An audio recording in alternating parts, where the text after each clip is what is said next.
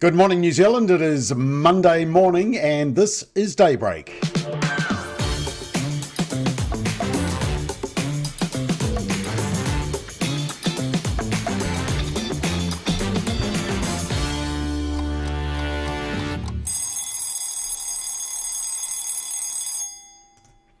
Monday morning, the 5th of May, start of a new week. Hope you had a great weekend. Let's get straight into the news items because there was no shortage of the media up to their usual tricks. And actually, this was the first one.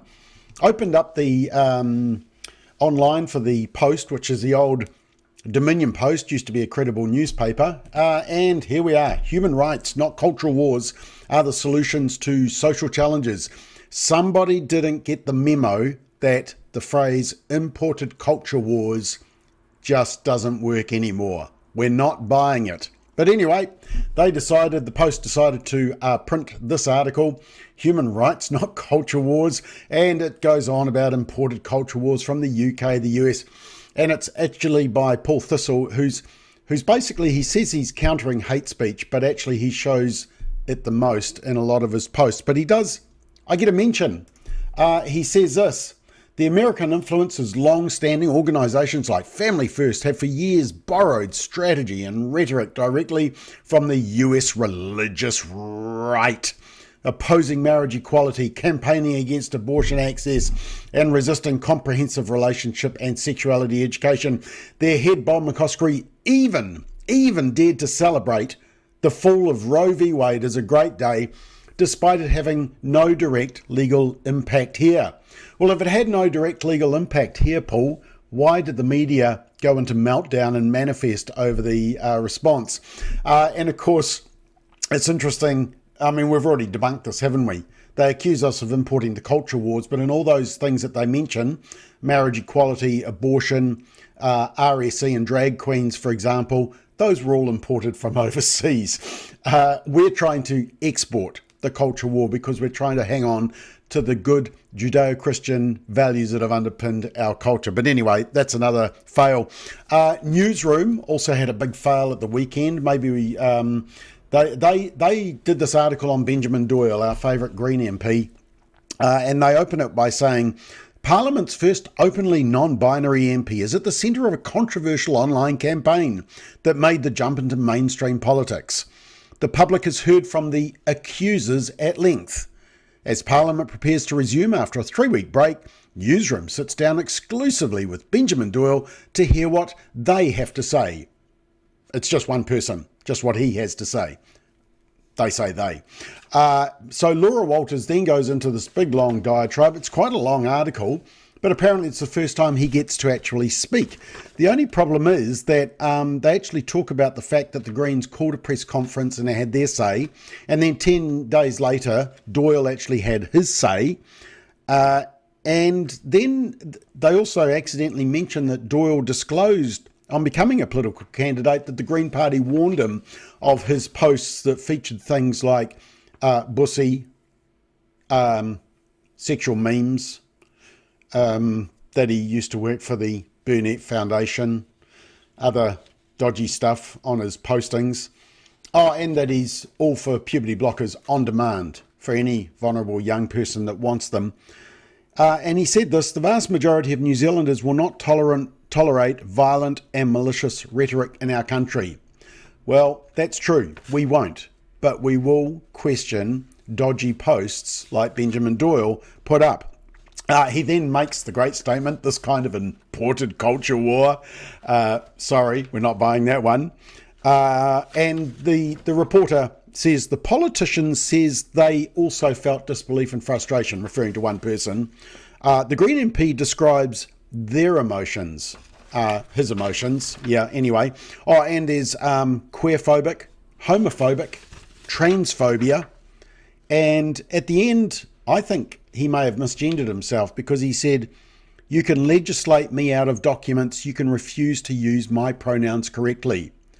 If you're a they, them, shouldn't you say, you can legislate us out of documents, you can refuse to use our pronouns correctly? I think he may have misgendered himself. But look, I'm looking forward to Newsroom doing a similar article on Hamish Campbell, the National MP, who through guilt by association with some church that the media are obsessed with, and Karen Shaw as well, who isn't Māori enough, according to some political parties. Anyway, here's this quote. Yes, he said he's concerned that this kind of rhetoric, this kind of imported culture war, Benjamin, imported culture war is a gone term. So, yeah, we've had a lot of that. Stuff were back on to Kingsway again with their fourth hit piece over the weekend. And it was basically about the principal who a couple of years ago made an inappropriate comment, sort of mocking about special needs. And there was an actual special needs person in the group. The principal realised he'd done wrong, apologised not only to him, but also apologised to the larger group. It seemed to be solved, but now it's been regurgitated because it's all part of the hit on Kingsway because of their values. And if you read further down into the article, you actually find that, well, who hasn't made a dumb statement at some time and offended somebody in the room? Yeah, I think we all have. It's how we deal with it that's the key, whether we recognise it and apologise for it, which the principal did. But if you read down further, you actually find out that part of the disgruntlement from the ex-student is also because of the LGBT factor and their opposition to the way the school teaches the values around biblical sexuality. The usual. So nothing new there. Now, one good thing. This morning, or yesterday, it was announced that the government has launched actually consultation with parents and keeping parents informed. Wow, that's a new for the government, isn't it? Or for the Ministry of Education. And credit to Erica Stanford, doing it right by parents. Year-by-year summaries of what students will be taught in English and maths. So you can actually go online and you can see what a child will be doing when they start school in English, 20 and 40-week phonics checks, and there will be online math practice tools expected to be added soon. Once again, it's pretty refreshing for a government to actually inform and equip parents and keep them in the loop of what's being taught in school, rather than this secret approach that groups like Inside Out and Family Planning have done around relationships, sexuality and education. Also, over the weekend, we had more interviews with poor Tory Fano, who's stepping down from mayor. Let me just read a couple of excerpts of this. So basically, she believes politics has become a lot more toxic, especially for wahine Māori. But then when you actually read the article, you find out actually what's going on. And once again, Tory Fano, who's not exactly known for always telling it exactly it is, for example, why she sold her car, that the rates weren't going to go up, some issues around speeding in the mayoral car, some issues around alcohol, some claims. But anyway, so firstly, she says that she decided she wouldn't become mayor or stand again for mayor after Labour leader Andrew Little confirmed he would be contesting, with Fano saying she didn't want a Greens versus Labour narrative to swamp the election. Yeah, and I have a bridge to sell you, Tory. It's that you realise that the polling was going against you. So that's one. Then she said she has attracted extra attention because the old guard are resistant to issues such as climate change, the cycleway network and social housing.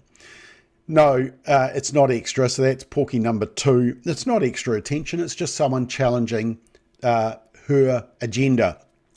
Then she says, being wahine Māori has also posed extra difficulties, citing the treatment of other Māori politicians, such as Green MP Tamatha Paul, defund the police, Marama Davidson, all cis white males commit all the crime, and Materia Ture.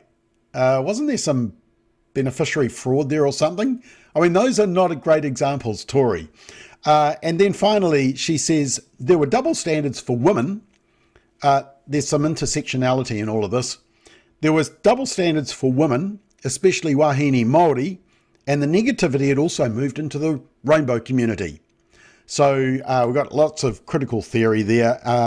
But look, she did say one thing, and I do just want to play you this clip because I actually think she accidentally said the quiet part out loud. Listen to the reason why she thinks she actually got a lot of online challenges to what she was doing as mayor. Why do you think you were treated differently? Why do you think people were watching you more? I've been thinking about the timeline as to, when some of the negative things happened, right? And it was directly after when I pushed through the Golden Mile again. It's basically whenever I push through, and this is similar to other politicians as well, push through very progressive policies, that's when the attacks happen, not just to me, but to other politicians as well. That is very much in line with what happens overseas, Trump. To discredit a particular politician. So even though it was personal, it wasn't actually personal. It was just very much a strategy that some use to discredit politicians.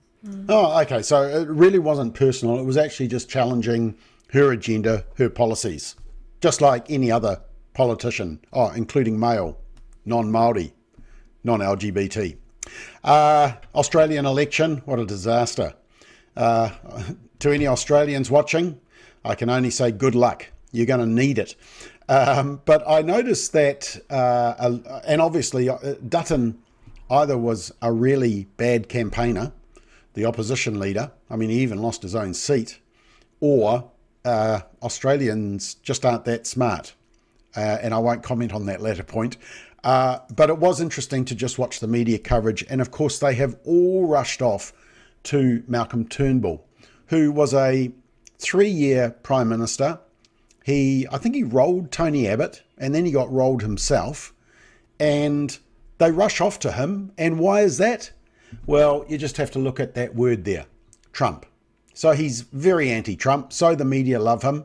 And of course, as everybody has said, the Canada election and the Australian election are all a result of Trump. I would just have 2 words to respond to that. UK and Farage. Nobody is talking about what has just happened in Britain. And Farage is polling highly. He's almost becoming a major party, the Reform Party. Anti-immigration, of course, anti the level of immigration, not anti-immigration as such, but anti the level of immigration. And of course, that was an issue in Australia as well. But nobody's talking about that. No, it's just the Trump effect. And that's all people are focusing on. In fact, I saw this funny one, that apparently the speed limit changes in Hawke's Bay are all Trump's fault as well. The Trumpish. Yes, shocking. Hilarious. Now, on the positive side, one news item I saw over the weekend was that in Virginia, the Republican Governor Glenn Youngkin has signed a bill into law to limit the social media use of minors under the age of 16 to 1 hour per day. So, there's been calls for ban from social media. This seems to be a halfway point, a 1 hour per day. And it was supported by both Republicans and Democrats, which is a first. And it requires social media platforms like Facebook and Instagram to limit minors' times. They will use neutral age screen mechanisms to determine the age. I'm not quite sure how that works, but that seemed like a very good solution to concerns about the amount of time that young people are spending on social media. What else did I have? Yes, the Football Association in the UK has finally figured out what a woman is. And they have decided that transgender women, the Football Association, which governs football in England, have announced that transgender women, in other words, dudes, men, males with, those bits, will no longer be permitted to play in women's football teams from the 1st of June. The announcement obviously follows the UK Supreme Court actually figuring out biology and that only an adult human female is a woman. But this is the funny bit. It says, this is such a complex subject. No, it's not. And our position, this is the FA, Football Association, and our position has always been that if there was a material change in law, science, there's been no change in science, biology doesn't change, then we would review it and change it. I mean, they must be stupid at the FA. The Supreme Court's ruling on 16th of April means that we will be changing our policy. In other words, they can no longer hide behind it. According to CNN, the source of all true material, around 20 trans players are currently competing in amateur leagues which will be affected by the decision. The FA said it recognises this will be difficult for people who simply want to play the game they love and the gender by which they identify. No, it's not difficult. Play in the biological sex that you are. It's very simple. In an effort to support them, the organisation is offering 6 free sessions of online talking therapy. What? Not conversion therapy. Surely not. Additionally, trans players were advised to consider transitioning into coaching or refereeing roles. That was an unfortunate use of term there, wasn't it? Transitioning into coaching or refereeing roles. They were also told they might be able to take part in a mixed football format. Well, they can take part in mixed football because that's dudes and women. So anyway, and speaking of that, I mean, in Australia, you've got this farce. And one of our speakers at our conference coming up is Kuri Smith, who has been speaking up and paying the cost for seeing dudes play in women's team. And of course, one of them was this team where they got 5 transgender players and they won the league. Surprise, surprise. All right, just about out of time. Here's Straight Talk for tonight. We've got Alfred, Sue, Rodney and Peter. We'll be talking about the Australian election. We'll also be talking about the misogynistic abuse aimed at politicians. And is that the case? Because the media seem to be talking about it a lot. All right, very quickly, just some of your comments there. Taringa says, what an idiot that woman is, the Tory Whanau. A total failure as a mayor. Natalie says, unbelievable. How did she even get voted in? Rosie says, Tory Fano is like Jacinda. She knew that the election wasn't going her way. And she couldn't stand the heat of the Merrill kitchen, so she's getting out before she's pushed out. Liz says, she's not mentioning Winston Māori or Karen Chor Māori. Has she noticed how they always get harassed? Or are they of the wrong political colours? Natalia says, so sick of how the media manipulate the people. Darlene says, Alleluia, biology doesn't change. Exactly right. Let's just quickly check our YouTube as well. Jackie says it's very frosty in Ratahi. It's pretty cold here as well. Sandy says, yes, indeed, Benjamin Doyle has managed beautifully to cancel himself as a member of Parliament. No one else to blame. And Catherine says, looks like a fabulous lineup tonight on Straight Talk. Well, it is. Exactly that. Right, I'm well out of time.